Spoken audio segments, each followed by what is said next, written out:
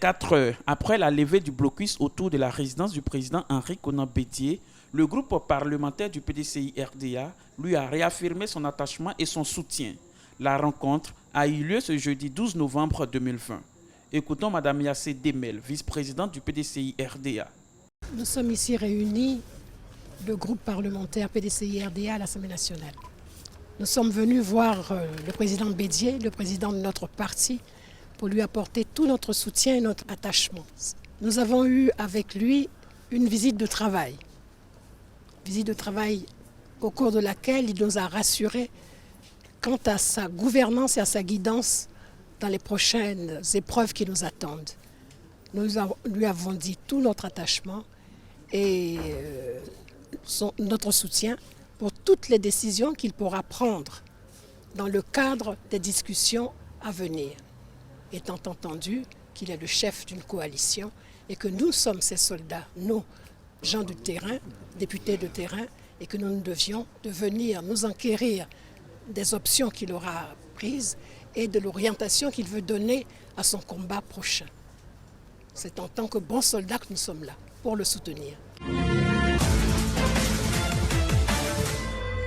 Le président Henri Konan Bédié a reçu également une délégation du Conseil national des droits de l'homme, en abrégé CNDH, conduite par sa présidente, Mme Namizata Sangaré.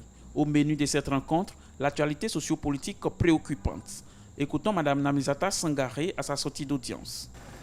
Nous avons, dans le cadre de notre mandat, rencontré M. le président du PDCI, qui est un acteur majeur dans la vie politique dans notre pays, pour lui dire toute notre joie de l'avoir vu hier aux côtés de son frère, à l'effet de rassurer les populations.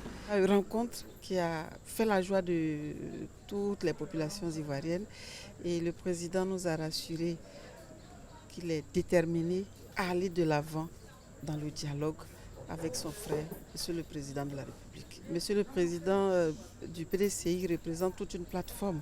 Et donc c'est dans le cadre de cette plateforme-là qu'il va poursuivre, qu'il est déterminé en tout cas à aller de l'avant dans le dialogue avec le Président de la République.